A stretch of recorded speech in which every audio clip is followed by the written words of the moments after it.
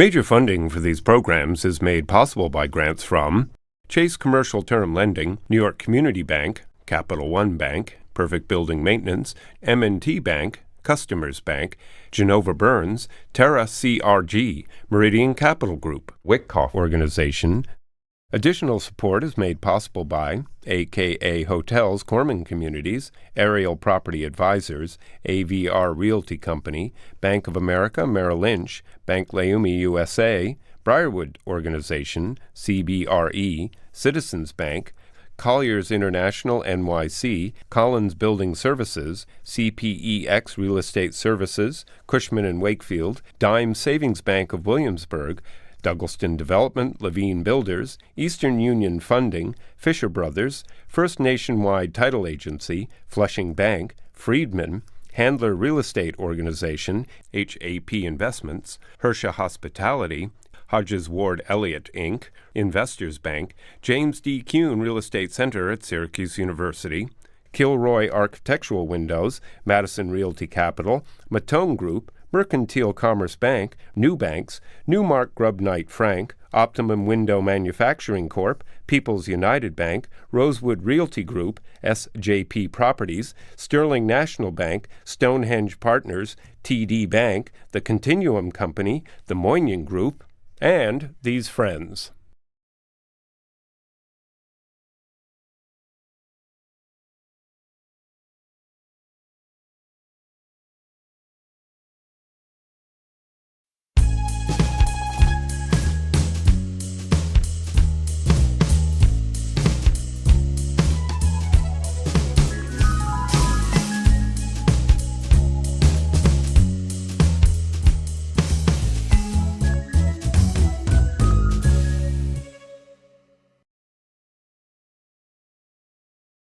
I'm going to be a preacher.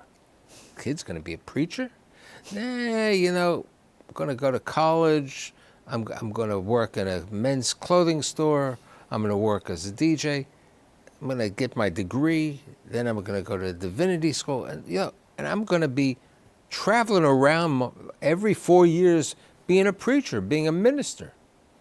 New York City? Nah, they don't have a need for this Southerner. They don't need me over here. New York City, Fifth Avenue? Interesting church. Not an interesting church. The world-renowned Marble Collegiate Church. And today I have the senior minister, Dr. Michael Brown. Thanks for being here. Thanks for having me.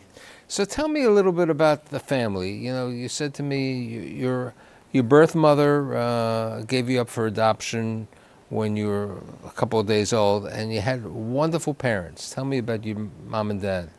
I was very grateful to the person who delivered me and cared enough to want me to have a good, strong home in which to grow up.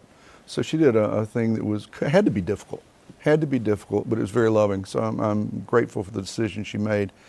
And I wound up with two terrific folks. My dad was in broadcast journalism. Who even once worked at ABC in New York, right? For a brief stint, he did. And then when he and Mom decided they wanted a family, for whatever reason, they wanted to do that in a small town. So, were they originally from the South?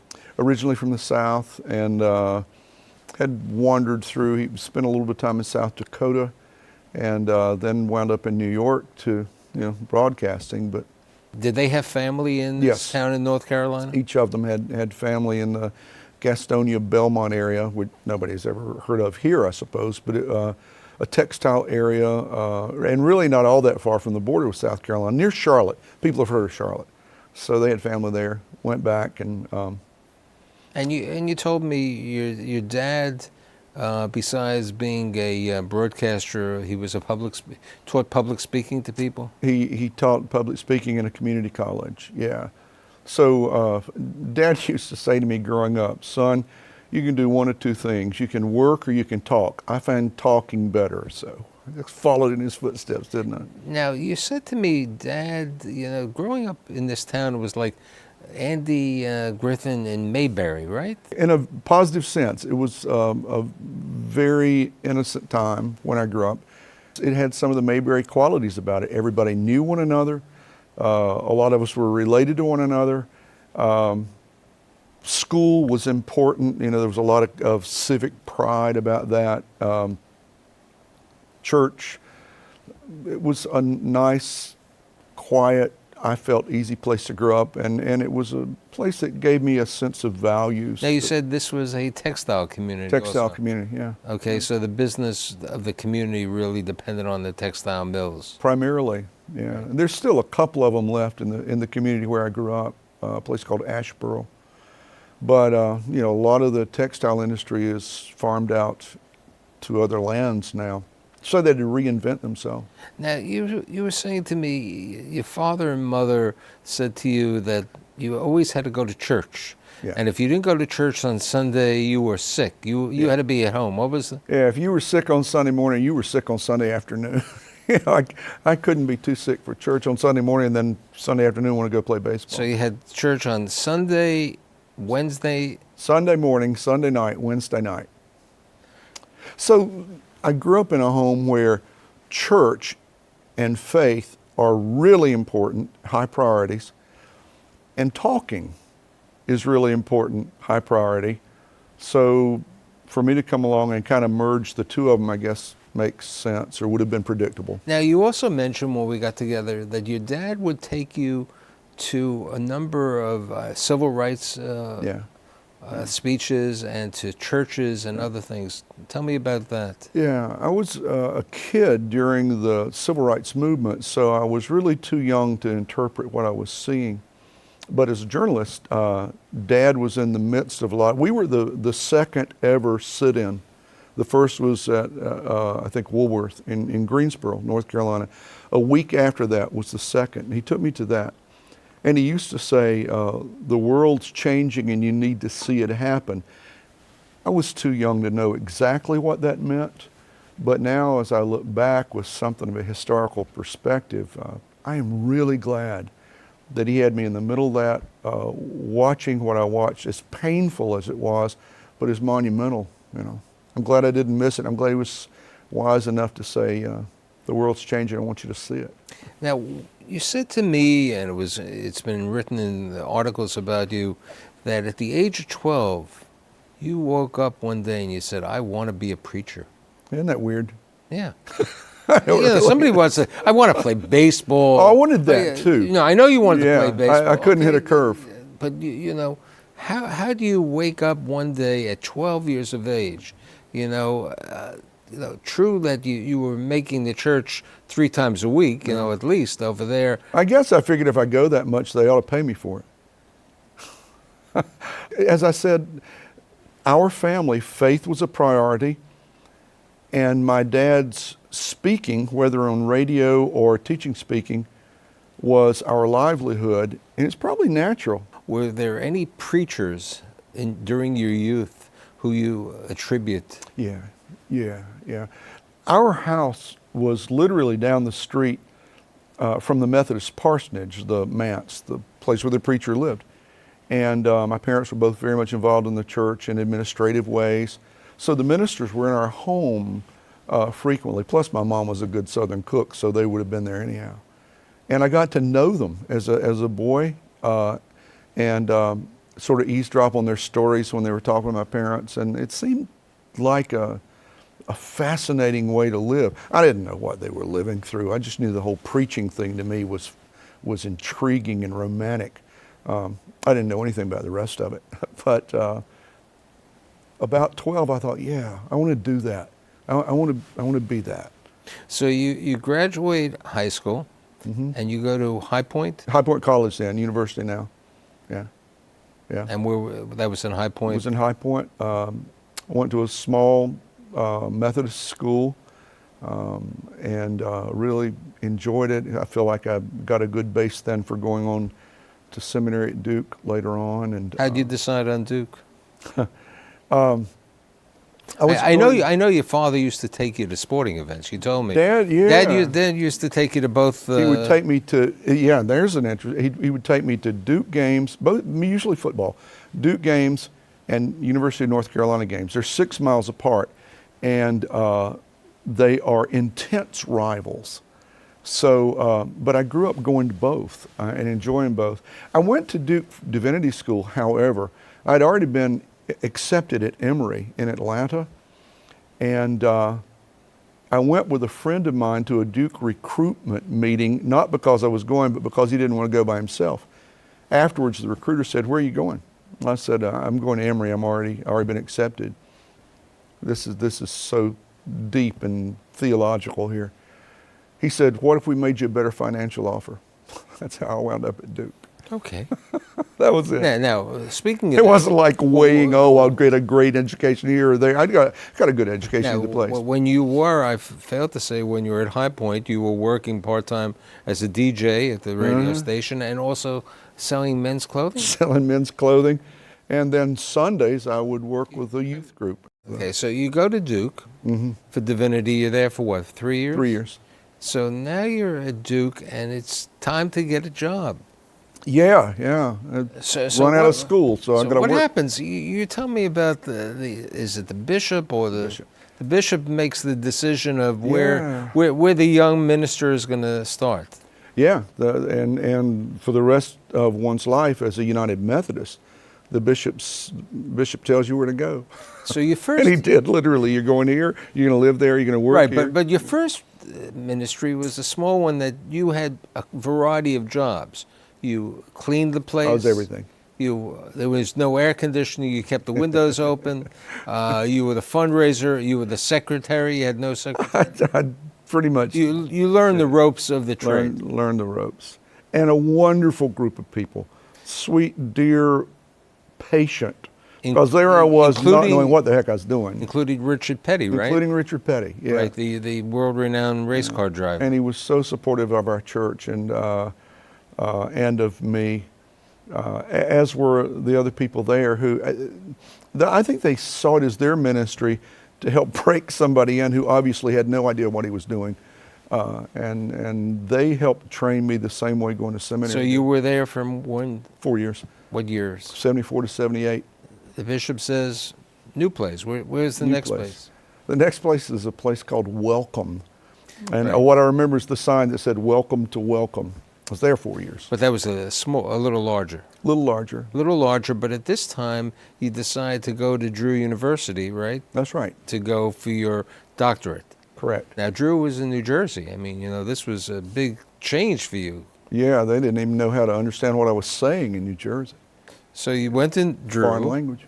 And what was this, part-time, full-time? What was the arrangement? That's part-time. Yeah, I continued to do the ministry at the church in North Carolina and took courses, some of which would be at affiliate schools in North Carolina. Sometimes professors would come down from Drew and meet with groups of us. Sometimes we'd be on campus at Madison, New Jersey, and patched it together and finally got a degree. So after Welcome, where do you go? Went to a place outside Charlotte, suburban Charlotte. It's called Stallings. Ooh. Yeah, big town. Yes, Now, big town. Big town. Big, That's big right. town. Yeah. And is that when you decided to start becoming, I failed to say that you've done 6 books over and you've been a contributing author. I have a couple of them over here. Is that when you started? No, it was the next church, which was in Boone. That church was adjacent to Appalachian State University. Do you like getting back into the academia? I loved it. The place I was, Stallings, where my first child was born, and it was an absolutely extraordinary time, a dear, wonderful time. We were moved from there to Boone, and it became another dear, wonderful time. And I really loved being next to the university. The students were challenging and stimulating. You had a lot of professors in the congregation. One of my choir members, seated right behind me when I'm preaching, was the chair of the Department of Speech and Drama. So that's a little intimidating. Having that guy back there and my knowing he would bring students over and have them critique my speaking style. How about that? Don't worry. The Spirit moved. Spirit It chose this book among the I three. realized you kept is that one of the better books, The Bottom Line's Ben? They're I all hope good. so. Okay. I hope So now you're near Appalachian State, and that's a long time. You stayed there for a couple of years. Yeah, but stayed there for about 6. Yeah. 6 years. Now, what's interesting, you and I were discussing, people don't realize that when you're in the parsonage, you get a phone call from the bishop and the bishop says, you're moving. Yeah. It's like you're in the military, right? Yeah. You know, Yeah. tell me what that's the effect on the kid's life. Yeah. That's when it really was a more dramatic impact that I witnessed. Prior to that, the kids were little, and wherever your parents go, you go. We went from Boone to Asheville, a church right down in the middle of the city, which is a terrific city. And that's where the kids, began to get in school activities and athletics and make the friends, when they're making the transition from wanting to be with parents to wanting to be with buddies. So that's where the first set of buddies, the first girlfriend, the first. So when I went to them and said, we're being moved again, as Methodists, you just do.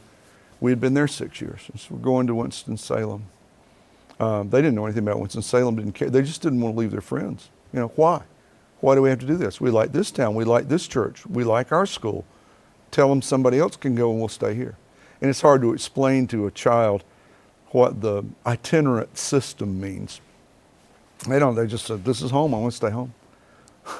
So it's a price that the child pays because of the parent's profession that you try to make up for. But So now you're in the big city. You're in Winston-Salem. Winston-Salem, And you were there for how many years? 10 and a half. So tell me what happens one day from this recruiter in New York City. Okay. I'm going to take. Do you mind if I take a drink of this? No, No, thank you. Take a drink, Yeah.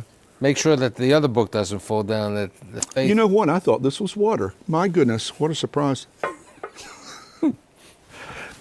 It's water.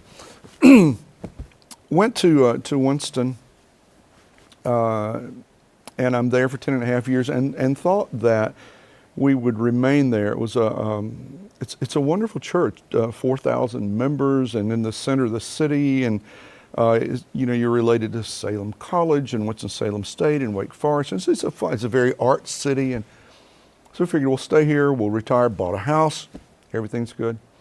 And I got a phone call from a recruiter in December of '07 saying, would you be interested in being a candidate to be senior minister at Marble Collegiate in New York? Now, what did you know about Marble Collegiate of New York? Very little. I knew that Norman Vincent Peale had been here for a long time and that Arthur Caliandro had been here for a long time. And you had seen Norman Vincent Peale like in '98 or something like that? I had done prior, probably 92. 92, yeah. Did a weekend at Pauling, and where clergy from all over the country would come and really just listen. Here's how they did what they did. And Arthur was there as one of the presenters, and Florence Pert, and Paula D'Arcy, and others. Anyway, so years later, way years down the road, I get this phone call, and which I did not anticipate. And it was an interesting call. She asked if I would be interested in the position, and there were a variety of reasons why I didn't think maybe it was the right fit. I was absolutely profoundly mistaken about that. But when I said, well, I'm not sure that would be a good fit, just because I think Arthur grew up in Brooklyn or the Bronx. Brooklyn, yeah. And Peale in Ohio, but he had served church in Syracuse before coming here. I probably sounded a little more Southern than either of them. So what happens? So you and your wife. It's fine. She said, well, I'll just be honest with you. Said, I'm doing courtesy calls. All the people whose names were submitted but didn't get interviewed, I promised that I would at least make voice-to-voice contact. So I went home that afternoon and I said to my wife, I got the strangest phone call. I got a phone call from a headhunter who basically said, you are not going to get a job that you didn't know was open and you didn't apply for, which is really strange. That's December of '07, and it began there, and in January of '09, we began here. But you told me when you were cleaning out your papers in January '09, what happened? There had been another search a few years earlier when Dr. Caliandro planned to retire, and they had sent me a packet from a headhunters group in Dallas asking if I would be interested in being a candidate then. Accidentally, that had gotten into a stack of unopened mail, which was placed under my desk for some reason, and anything that goes under my desk no longer exists. It's like it's in an alternate universe. So I'm cleaning out my office to come to New York, and I find this unopened envelope from 4 years earlier. I open it, and there's the letter saying, would you be interested in being a candidate to be the senior minister at Marble Collegiate? Well, Arthur, for the best of reasons and very intelligently, decided to remain here longer. The board realized he was very much needed a little longer at that time. In any event, I went home and I said, Paige, look, 4 years ago, I received an invitation to be a candidate and accidentally never opened it and never knew that there had even been a search back then. What are the chances that they would contact me again when they had every right to think I was so rude I didn't even respond to them? You know, I was so embarrassed by that. I said, what is this about? And she said, well, apparently God wants you in New York. I hope so. Here we come. I mean, the Marble Collegiate Church is located on 29th Street and 5th Avenue. Originally built in 1854. On that corner. On that corner. And now, it dates back to 1628, but that was the Collegiate Church. And there are 5 of those, but there was one in 1628 when it was New Amsterdam. Now, you had also said to me that the church, you were the 3rd Methodist minister. In a row. Yeah. In a row, which was... Dr. Peel was Methodist, Arthur Caliandro was Methodist, I'm Methodist. Yeah. So how is it different being the senior minister from all of the places down south and Winston-Salem, the last one, which was a cultural place. Yeah. But now you're in the Big Apple, that through Arthur and the Dr. Vincent Peel, open to gay and lesbian operations and community.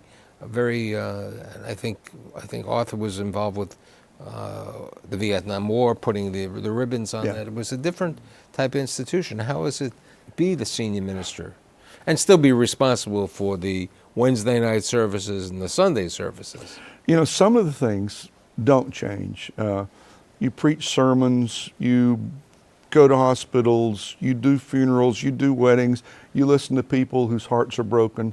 Some of those things are the same wherever you are. But then some things are very different. There's the context of New York City. You grow up in smaller towns in the South when I was coming along, and people expected the minister to visit.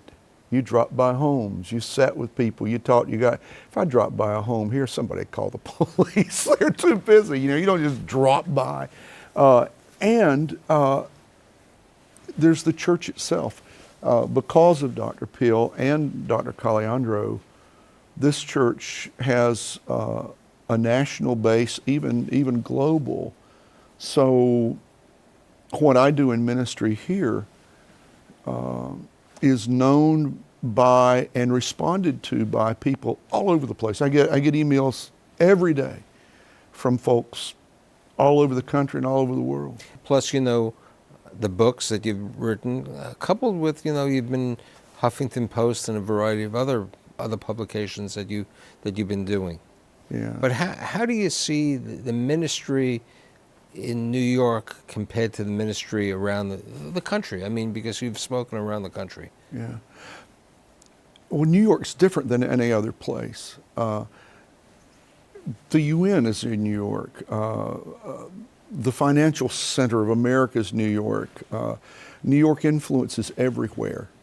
And therefore, when you speak in public in New York and you're in a place as public as Marble Collegiate, a lot of folks are listening.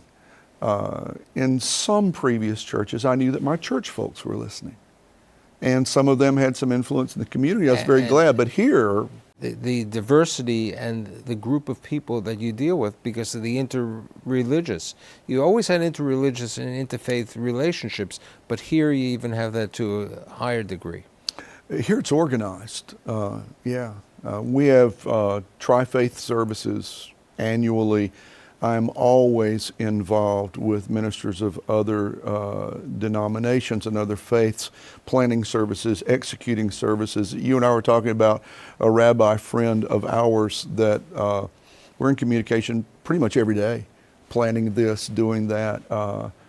That's stimulating to me to be able to hear from clergy in other faith systems and learn how much we share in common. It was just really remarkable, and the beauty of our differences. It's a great thing. One question that when you and I got together was, how do we see the role of the church with millenniums?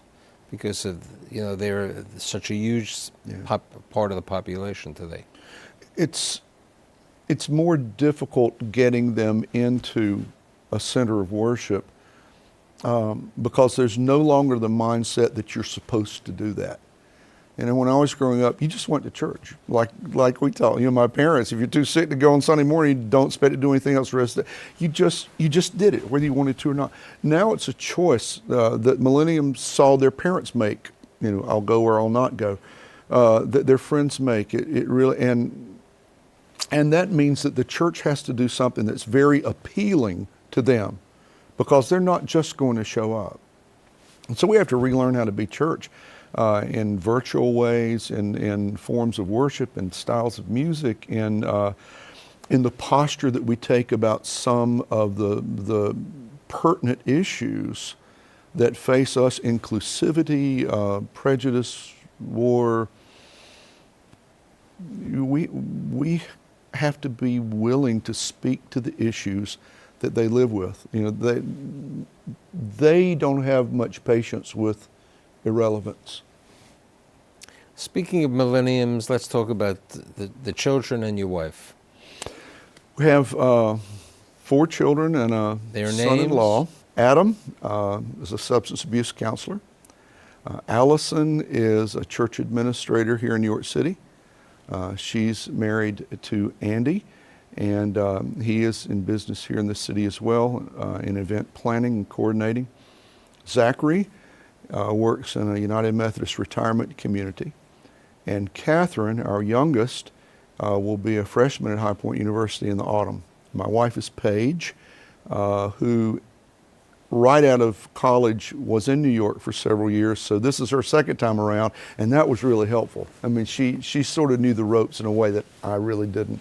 And she's way by far my better half, but like my better 3/4 or 5/6, or however you want to divide it up. So, I think the church has been lucky that you were not that good of a baseball player.